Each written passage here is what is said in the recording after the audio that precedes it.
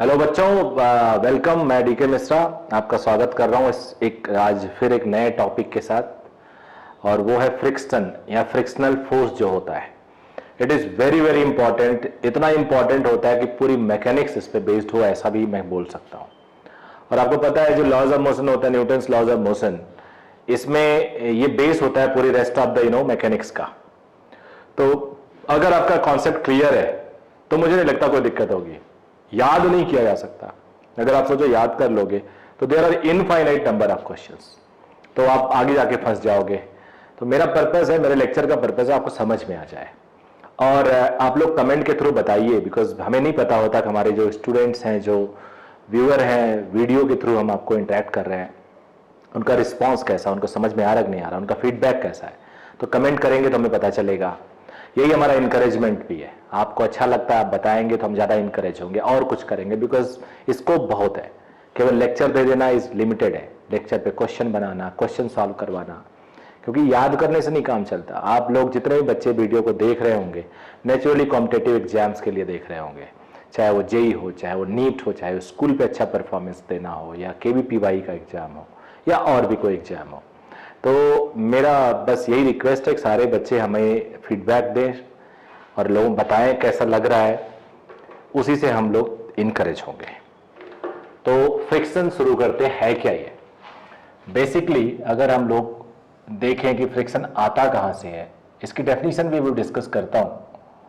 इसकी डेफिनेशन कई कई बुक में अलग अलग तरीके से होती है। कई लोग डिफाइन करते हैं it's a type of contact force which act along the surface. That is also true.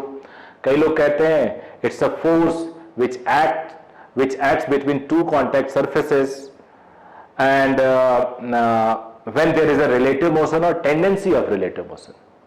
तो relative motion या उसकी tendency पूरी क्लास में 100% बच्चा जब आता है और फ्रिक्शन शुरू करता है तो वो गलत बताता है। वो कहता है when there is a motion there is a friction. No, when there is a relative motion, दो सरफेस साथ साथ मूव कर रहे हैं सेम वेलोसिटी से, तो रिलेटिव मोशन नहीं, फ्रिक्शन नहीं लगेगा। फ्रिक्शन लगने के लिए एक सरफेस का दूसरे सरफेस पे स्लाइड करना जरूरी है। तो ये ऐसा फोर्स है जब रिलेटिव मोशन होता है या रिलेटिव मोशन की टेंडेंसी हो तब भी लगता है।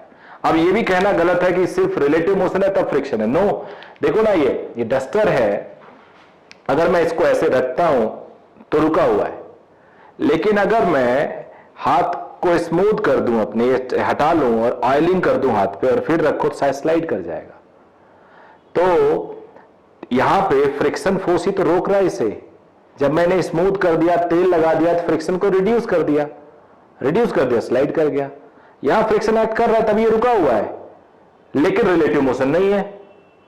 तो एक्ट क्यों कर रहा है? Because there is a tendency of relative motion. तो आपको यह समझना होगा कि रिलेटिव मोशन हो या उसकी टेंडेंसी हो। कई बार इंक्लाइन सरफेस पे कुछ रखो रुक जाता है, और वही सरफेस थोड़ा ऑयलिंग कर दो तो नहीं रुकता।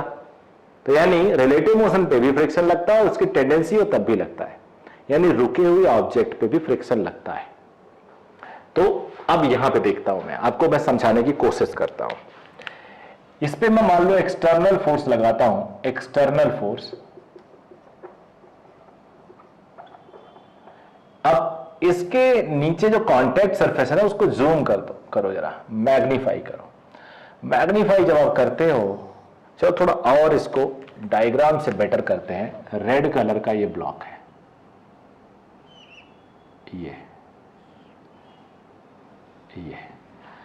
तो ब्लॉक ऐसे टेढ़ा मेढ़ा होगा। कभी भी ब्लॉक एकदम परफेक्ट हो ही नहीं सकता। नीचे वाला सरफेस भी ऐसा होगा। अब जब इसको कोई खींचेगा एक्सटर्नल फोर्स से, तो ये वाला और ये आपस में बॉन्ड बना के ऐसे चिपके रहेंगे। जैसे तुम अपने फिंगर्स को इस फिंगर के साथ फंसाओ, तो देखो जब मूव करोगे तो थोड़ा सा आपको दिक्कत होगी मूव करने की। यही तरीका है फ्रिक्शन को समझने का। तो अब जब हम फ्रिक्शन फोर्स को स्टडी करते हैं, तो मान लो ये अप्लाइड फोर्स है, एक्सटर्नल फोर्स,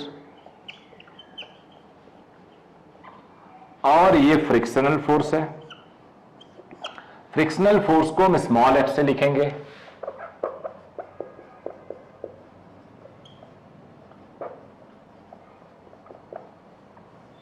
कॉन्सेप्ट क्लियर करना बेटा। तो अब होगा क्या कि जब फोर्स लगाओगे तो ये आपस में और कनेक्ट होंगे लेकिन मूव नहीं करेंगे, फ्रिक्शन बढ़ेगा बढ़ेगा बढ़ेगा बढ़ेगा बढ़ेगा, और एक लिमिट के बाद फ्रिक्शन, ये जो अब मान लो यही है, तुम थोड़ा फोर्स लगाओ तो आगे नहीं बढ़ेगा, बट ज्यादा खींचने लगो तो ये जो एजेस है ना, ये एजेस ये ब्रेक होंगे, थोड़ा बॉन्ड टूटेगा। उस टाइम जब टूटेगा तो हल्का सा फ्रिक्शन कम होगा और फिर ऑलमोस्ट कांस्टेंट हो जाएगा। फोर्स कितना भी लगाओ फ्रिक्शन कांस्टेंट बना रहेगा। तो जब तक बॉडी मूव नहीं करती तब तक उस फ्रिक्शन को हम कहते हैं स्टैटिक फ्रिक्शन, यानी जब टेंडेंसी है बट रिलेटिव मोशन नहीं है, और जब फ्रिक्शन मूव कर जाती है तो उसे काइनेटिक या डायनेमिक फ्रिक्शन कहते हैं। At the peak friction maximum होती है, उसके बाद थोड़ा कम होती है, तो बिकॉज ये एजेस ब्रेक हो जाते हैं। आप ना कुछ एक्यूप्रेशर वाला अगर आप स्लीपर पहनो तो देखो शुरू में पहले ज्यादा कांटेदार लगता है आपको, बाद में वो ब्लंट हो जाता है, ऐसे ये भी है, एज भी है, तो जब आप ब्रेक करोगे थोड़ा कम हो जाएगा। तो यह डायग्राम काफी कुछ क्लियर कर देता है। यानी जो स्टैटिक फ्रिक्शन है, static, let me define,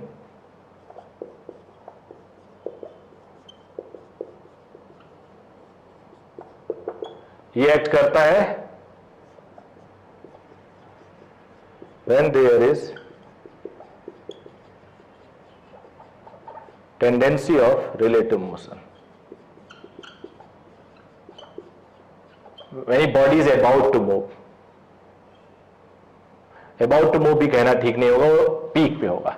tendency of relative motion, static friction की मिनिमम वैल्यू 0 हो सकती है और स्टैटिक फ्रिक्शन की एक मैक्सिमम वैल्यू होती है, let it be Fx max. तो static friction lies between 0 and its maximum. Okay बेटा, कितना होगा थोड़ी देर बाद बताता हूं। स्टैटिक ये हो गया। अब kinetic friction,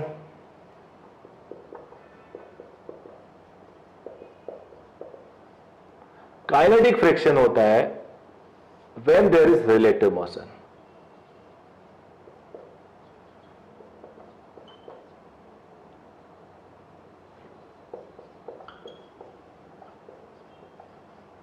when there is relative motion, और काइनेटिक फ्रिक्शन कांस्टेंट होता है। तो नोट करो इसको आप लोग, नोट कर लिया। अब वैल्यूज पे बात कर लेते हैं, यहां पे बात करता हूं।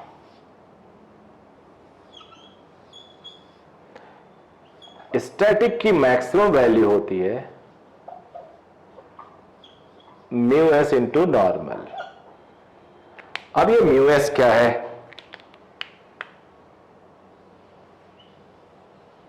Where mu s is coefficient of static friction है। ये इंफॉर्मेशन आपको क्वेश्चन में दिया जाएगा कि इसकी कोफिशिएंट ऑफ स्टैटिक फ्रिक्शन क्या है, ये इंफॉर्मेशन आपको मिलेगा। तो ये फिक्स है, तो यानी static friction lies between 0 and its maximum value, यहां से ये कंक्लूजन निकला। अब आ जाते हैं काइनेटिक फ्रिक्शन के लिए।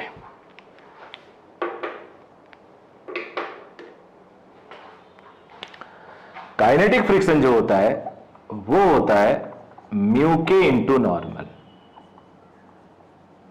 वेयर म्यू के is coefficient of kinetic friction. ये इंफॉर्मेशन म्यू के भी दिया जाएगा। एन नहीं बोला मैंने, ऑल्दो मैं बोल रहा हूं लेकिन लिखवाया नहीं। N is normal reaction, normal reaction.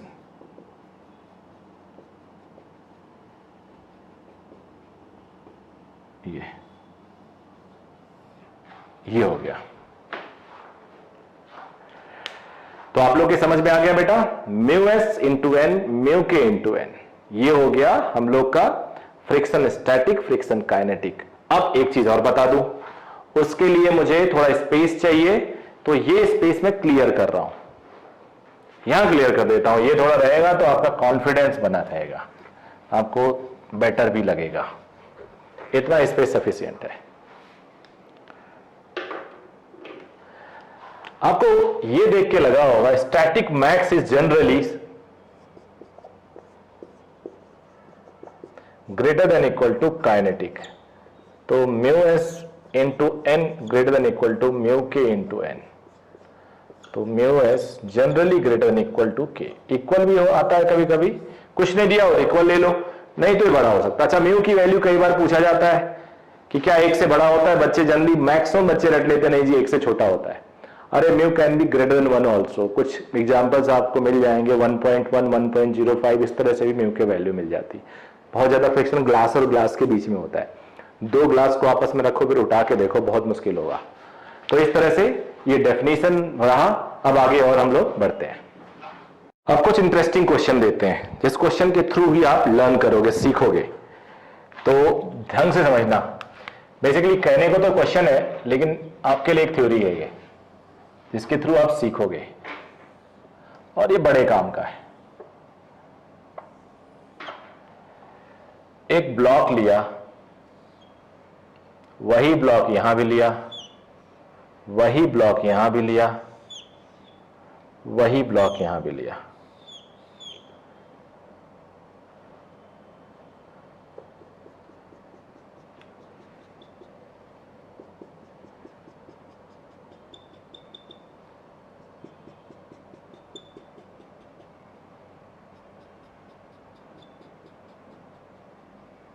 मान लो ये ब्लॉक है 10 kg का,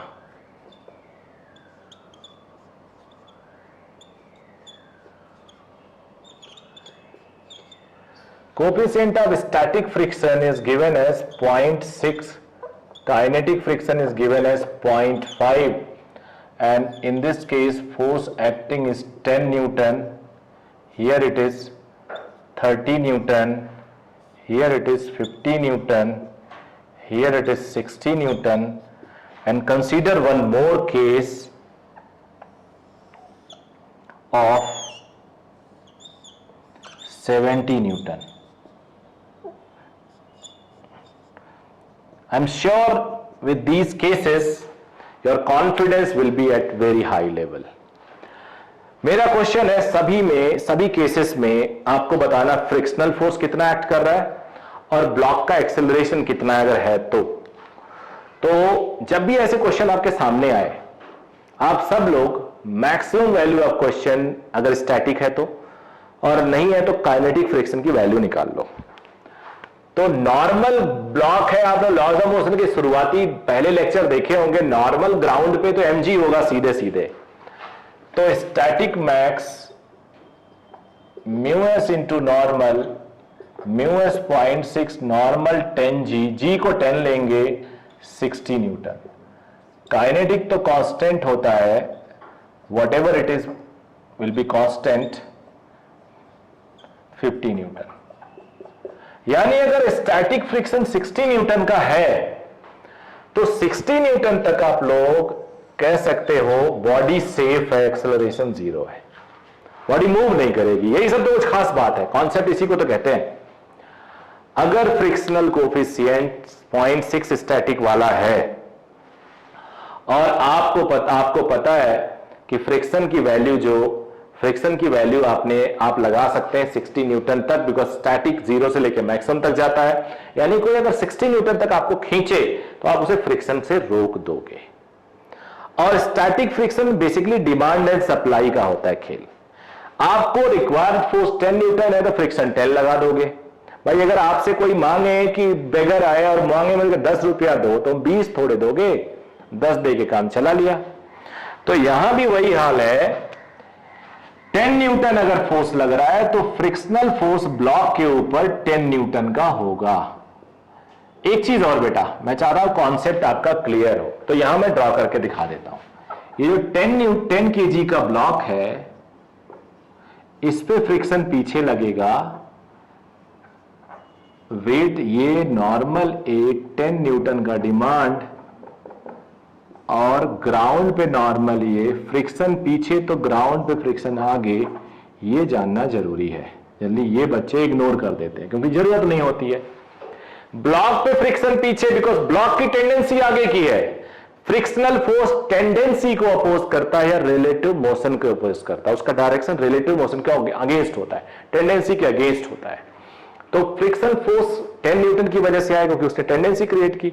ब्लॉक पे पीछे लग के रोक लेगा ब्लॉक को। अब ब्लॉक पे पीछे तो अर्थ पे आगे। याद रखना, action reaction Newton third law को फॉलो करता है, रियल फोर्स है ये। तो ब्लॉक के ऊपर देखो, मैंने थोड़ा सा ऊपर ड्रॉ किया है जिससे कि आप ग्राउंड पे ना समझ लो, रॉन्ग कंक्लूजन ना आपके दिमाग में आए। रॉन्ग कंक्लूजन आ गया तो गड़बड़ है। ब्लॉक पे पीछे, ग्राउंड पे आगे। तो 10 न्यूटन का फ्रिक्शनल फोर्स हुआ, एक्सेलरेशन 0। 30 न्यूटन का फ्रिक्शनल फोर्स हो गया, एक्सेलरेशन 0। 50 न्यूटन का फ्रिक्शनल फोर्स हो गया, एक्सेलरेशन 0। 60 न्यूटन का फ्रिक्शनल फोर्स हो गया, acceleration 0। But 60 Newton is a case where you may consider it's a case of just about to move, यानी ऑप्टिमम केस है, क्रिटिकल केस है। इससे जरा सा भी ज्यादा होगा फोर्स तो बॉडी मूव कर जाएगी। तो यहां पे बॉडी मूव करेगी, बॉडी यहां पे मूव करेगी, और जब बॉडी मूव करेगी और मूव करते ही इस पे स्टैटिक फ्रिक्शन नहीं लग के काइनेटिक फ्रिक्शन का रूल आ जाएगा। और काइनेटिक फ्रिक्शन ब्लॉक पे लगेगी पीछे 50 न्यूटन, इससे ज्यादा नहीं हो सकता। तो अब आप इस ब्लॉक को देखो तो इस पे 70 न्यूटन का आगे फोर्स, फ्रिक्शनल फोर्स 50 न्यूटन का, एक्सेलरेशन a, तो net force 70 minus 50 is equal to mass into acceleration, and acceleration is 2 metre per second square. यह acceleration is 2 metre per second square. तो आई होप आपके समझ में आ गया होगा। ये बिल्कुल फंडामेंटल क्वेश्चन है, बहुत ही इजी वे में मैंने बताने की कोशिश की है। एक बार फिर से स्टैटिक फ्रिक्शन की मैक्सिमम वैल्यू निकालो, काइनेटिक निकालो। ये ब्लॉक की लिमिट है, अगर देसी लैंग्वेज बोले तो ये ब्लॉक की औकात है, इससे ज्यादा ये बर्दाश्त नहीं कर सकता। फोर्स एक्सटर्नल यानी 60 तक बर्दाश्त करेगा, 60 तक स्टैटिक है, और स्टैटिक बॉडी में फ्रिक्शन होता है तो ये होता है जितना फ्रिक्शन उतना फोर्स। ये फ्रिक्शन है, ये फोर्स है। आप कह सकते हो स्लोप 45 डिग्री का है, जितना फ्रिक्शन उतना फोर्स। समझ गया? तो applied force is equal to friction. Applied force 10, friction 10। Applied force 30, friction 30। Body move नहीं करेगी। 50, 50, 60, 60। बट 60 जैसे ज्यादा होगा तो ये इसकी लिमिट खत्म, बॉडी चल देगी, और चलते ही ये फ्रिक्शन आ जाएगा। तो अब अगले केस में देखो 70 आ रहा है, फ्रिक्शनल फोर्स 50 है, तो नेट फोर्स हो गया 70 minus 50 that is 20 is equal to mass into acceleration. Acceleration आ गया 2 मीटर पर सेकेंड। अब जो एग्जांपल लेके आया हूं आपको थोड़ा सा एक स्टेप आगे है, देखने में तो वही है। देखो 10 न्यूटन, 20, 50, 60, 70, 4 और 6 मिला के 10 केजी का ब्लॉक है नेट। फ्रिक्शन कोफिशिएंट भी वैसा ही, स्टैटिक 0.6, कोफिशिएंट काइनेटिक 0.5। वही क्वेश्चन है, फाइंड आउट एक्सेलरेशन। एक एडिशनल हो गया, टेंशन भी बताना है। तो फ्रिक्शनल फोर्स, एक्सेलरेशन और टेंशन, ये 3 चीज बतानी है। क्या क्या बतानी है? फ्रिक्शनल फोर्स, एक्सेलरेशन और टेंशन इन द स्ट्रिंग।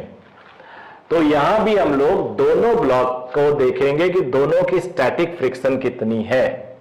तो यहां पे नॉर्मल होगा 4g दैट इज 40, यहां पे नॉर्मल होगा 6g that is 60, net normal 100 पहले भी था। इसका स्टैटिक मैक्स निकालते हैं, mu S into normal, mu S 0.6 और 40 तो हो गया 24 न्यूटन। इसका स्टैटिक मैक्सिमम निकालते हैं तो म्यू एस इंटू नॉर्मल ये हो गया 0.6 इंटू 60, 36 न्यूटन। तो 36 न्यूटन, ऐसा करता हूं यहां लिख देता हूं, 4 केजी का स्टैटिक मैक्स 24 न्यूटन, और काइनेटिक 4 केजी का देख लेते हैं। म्यू के नॉर्मल 0.5 इंटू 40, 20 न्यूटन। 6 केजी का स्टैटिक मैक्स 36 न्यूटन अभी अभी निकाला। ये सारी चीजें आपको पहले निकालनी होंगी। काइनेटिक म्यू के into normal that is an here, mu के 0.5 नॉर्मल 60 30 न्यूटन। तो स्टैटिक मैक्स टोटल कितना है? 24 प्लस 36 60 न्यूटन। काइनेटिक टोटल कितना है जो एक तरफ एक्ट कर सकता है? 20 प्लस 30 यानी 50 न्यूटन। तो क्वेश्चन मोरलेस वही है, क्वेश्चन मोरलेस वही है, बट ये कॉन्फिडेंस आपको ज्यादा देगा, ये मेरा बिलीव है। कोशिश करूंगा कि आपको कॉन्फिडेंस बढ़े इससे। 6 kg का ये, 20 kg का ये, फिर इसके बाद काइनेटिक आ गया, टोटल आ गया। तो यहां भी 60 न्यूटन तक तो कोई खतरा ही नहीं है, एक्सेलरेशन 0 होगा, because 60 is the capacity of frictional force to hold the block, यानी उसकी औकात है, उससे कम में वो हिलने नहीं देगा सिस्टम को। तो एक्सेलरेशन 0 है तो आगे इज इक्वल टू पीछे, नेट फोर्स 0 हो गया तो आगे फोर्स इज इक्वल टू पीछे फोर्स, ऊपर फोर्स इज इक्वल टू नीचे फोर्स, न्यूटन सेकेंड लॉ से। इसकी जो कैपेसिटी है स्टैटिक की वो है 36 मैक्सिमम, इसकी जो कैपेसिटी है वो है 24, या तो 36 तक तो अकेला यही झेल जाएगा, यानी यहां तक तो यही झेल जाएगा, इस तक पास भी नहीं करेगा। तो 10 की जरूरत है, 10 न्यूटन अप्लाई करेगा, बॉडी रेस्ट पे आ जाएगी और टेंशन 0 होगा, इस पे फ्रिक्शन भी 0 होगा। 10 न्यूटन दिया, इसकी अपनी कैपेसिटी है 36 की, तो 36 में 10 न्यूटन पीछे, फ्रिक्शनल फोर्स 36 कैपेसिटी के 10 लगा दिया बिकॉज 10 की जरूरत थी। यहां तक तो पता भी नहीं चला, इसको पता तब चलेगा जब इसको खींचेगा कोई, तो खींचा ही नहीं ब्लॉक, अपनी जगह पे हिला ही नहीं। अब अगले में 20 न्यूटन, तो अभी भी इसकी कैपेसिटी 36 है, तो 20 न्यूटन ये अप्लाई कर दिया, टेंशन कुछ नहीं, फ्रिक्शन कुछ नहीं, एक्सेलरेशन 0। अब 50 न्यूटन यहां आ गया, तो 36 न्यूटन ये अपने पास पूरा अपनी ताकत लगा देगा, लेकिन रोक नहीं पाएगा।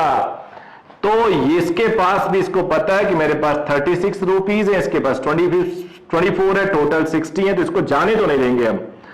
तो रिमेनिंग जो 36 है, 50 में से 36 माइनस करो, 14 आता है, 14 न्यूटन यहां आ जाएगा। इसने अपनी कैपेसिटी यूज की, इसने नहीं यूज की। अब नेट एक्सेलरेशन 0 है, तो ये जो टेंशन होगा जब बॉडी रेस्ट पे है, इज इक्वल टू 14 न्यूटन, ये टेंशन हो जाएगा 14 न्यूटन। ओके बेटा, अब इसके बाद क्या होगा? इसके बाद आखिरी जो केस है, यहां भी 60 न्यूटन की रिक्वायरमेंट है और इसकी कैपेसिटी 60 तो है ही, तो ये अपनी पूरी कैपेसिटी लगाएगा, ये अपनी पूरी कैपेसिटी लगाएगा और बॉडी मूव नहीं कर पाएगा। अब जब बॉडी रेस्ट पे है तो ये जो टेंशन है वो इसके बराबर होगा, यानी system was just about to move, लेकिन उससे 60 तक मूव नहीं करेगा, बट 60 पे खतरे की घंटी बजनी शुरू हो जाएगी। तो जब खतरे की घंटी 60 पे बज रही है तो उससे बढ़ाते बॉडी मूव कर जाएगी, यानी 70 पे बॉडी मूव कर जाएगी। अब मैं चाहूंगा इसको डायरेक्ट सोचो, इसकी स्टैटिक थी 30 और उसकी स्टैटिक थी 20, I am sorry kinetic, I am sorry, move कर गया तो काइनेटिक लगेगा 30 न्यूटन, 20 न्यूटन, बॉडी मूव करेगी। ब्लॉक का देख रहा हूं फ्रिक्शन, पिछले में बताया था मैंने, ग्राउंड पे उसके उल्टे डायरेक्शन में हो जाएगा। तो अगर देखा जाए, थोड़ा स्पेस क्रिएट कर लूं मैं, इतना बहुत है, 70 आगे, ये हो गया एक तरह से 70 फोर्स आगे, पीछे 30 और 20 50, एक्सेलरेशन हमें निकालना है, ब्लॉक है 6 + 4 दैट इज 10, तो net force 70 - 50 is equal to mass into acceleration. Acceleration is 2 metre per second square आ गया। अब टेंशन निकालना है टी, तो आप पीछे वाले ब्लॉक का फ्री बॉडी डायग्राम ड्रॉ करो। 4 kg, टी आगे, फ्रिक्शन 20 पीछे, एक्सेलरेशन 2 आगे। Net force T minus 20 is equal to mass into acceleration, so T is 20 plus 8, 28 Newton. तो ये और पिछले में कोई डिफरेंस नहीं, बट ये ज्यादा कॉन्फिडेंट बनाएगा आपको। पहले आप स्टैटिक दोनों के नीचे का देख लीजिए मैक्सिमम, फिर दोनों की काइनेटिक देखिए। स्टैटिक निकल के आया 60, काइनेटिक निकल के आया नेट फोर्स 50, तो 60 तक बॉडी सेफ है, एक्सेलरेशन नहीं है। एक्सेलरेशन नहीं होता तो आगे का फोर्स इज इक्वल टू पीछे का फोर्स। अच्छा एक बात, 10 न्यूटन इस पे लगा रहे हो तो इसकी कैपेसिटी 36 है, 36 तक तो यही नहीं हिलेगा, हिलेगा ही नहीं, इसको पता भी नहीं चलेगा। तो यानी ये सारा संभाल लेगा, यहां भी संभाल लिया। जैसे ही 36 से ज्यादा हुआ, इसने जितना अपना हो सकता था उतना दिया, रिमेनिंग इसको ट्रांसफर कर दिया। और इसको ट्रांसफर कर दिया तो भी इसने भी पूरी कैपेसिटी नहीं लगाई, क्योंकि इसके पास 24 की कैपेसिटी थी। टेंशन बराबर, क्योंकि बॉडी रेस्ट पे थी, आगे भी बॉडी रेस्ट पे, लेकिन दोनों ने अपनी पूरी कैपेसिटी यूज कर ली। टेंशन बढ़ गया 24 न्यूटन। उसके आगे वाले केस में बॉडी चल दी, चलते ही काइनेटिक फ्रिक्शन आता है। काइनेटिक फ्रिक्शन से हम एक्सेलरेशन निकाल लेंगे, फिर टेंशन निकाल लेंगे, न्यूटन सेकंड लॉ से। Thank you. इसके बाद कोई और एक और चीज मैं बता रहा हूं। तो अब एक छोटा सा हेडिंग और करा देता हूं। तो ये पार्ट रहेगा हमारा फ्रिक्शन पार्ट 1। पार्ट 2 लेके मैं आऊंगा, जिसमें हम इंक्लाइन सरफेस पे फ्रिक्शन देखेंगे और फ्रिक्शन के बड़े क्वेश्चंस करेंगे, ब्लॉक के ऊपर ब्लॉक देखेंगे। तो नेक्स्ट लेवल का फ्रिक्शन होगा। ये पहला लेक्चर है आपका, एक लेक्चर में इतना ही ठीक रहेगा।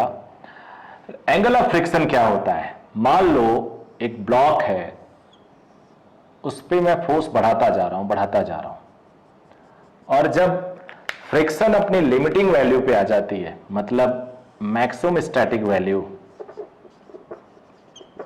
उसके बाद बॉडी मूव कर जाती है। ये नॉर्मल रिएक्शन। तो इनका नेट, ये वर्टिकल कांटेक्ट फोर्स या horizontal contact force on the block, ये नेट रिजल्टेंट, ये थीटा एंगल ऑफ फ्रिक्शन कहलाता है, लैम्डा या थीटा कह देते हैं। तो डेफिनेशन क्या हुआ? ये मैक्सिमम कांटेक्ट है, बिकॉज फ्रिक्शन मैक्सिमम है। कांटेक्ट फोर्स दो होंगे, contact force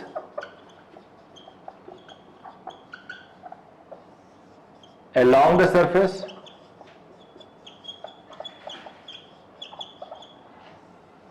perpendicular to the surface,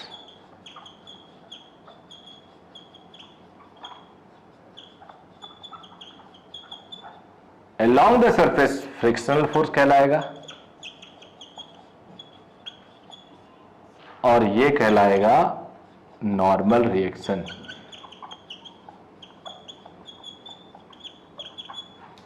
अब बच्चे, ये मैक्सिमम है तो कांटेक्ट भी मैक्सिमम। अब तुम ऐसे लिख सकते हो, R cos delta is N, R sine delta is mu N. So squaring and adding, R square cos square, R square sine square, R square common ले लो, N square plus mu square N square. तो ये are, ये 1 हो जाएगा, उधर से N common ले लो, ये हो जाएगा म्यू। म्यू एस है, बेसिकली स्टैटिक फ्रिक्शन है। तो अब ये जो कांटेक्ट फोर्स है, ये मैक्सिमम कांटेक्ट फोर्स है। अब अगर मैं 2/1 कर दूं, तो R sine delta, R lambda, R cos lambda is mu N upon N. ये टैन लैम्डा, लैम्डा इज, ये एंगल ऑफ फ्रिक्शन कहलाएगा। थीटा भी बोल सकते हो। तो इसकी डेफिनेशन होगी, it's angle between net maximum contact force with its vertical component. Got it? एक डेफिनेशन था, ये जानना जरूरी है। तो पार्ट 2 में हम लोग क्या पढ़ेंगे? ब्लॉक के ऊपर ब्लॉक, इंक्लाइन सरफेस कैसे बिहेव करता है जब बहुत सारे ब्लॉक्स होते हैं, बहुत इंक्लाइन सरफेस पे फ्रिक्शन क्या होगा, सूडो फोर्स फ्रिक्शन में कैसे एक्ट करेगा। तो ये अगला लेक्चर होगा जिसे हम पार्ट 2 बोलेंगे। ओके, थैंक यू बच्चों।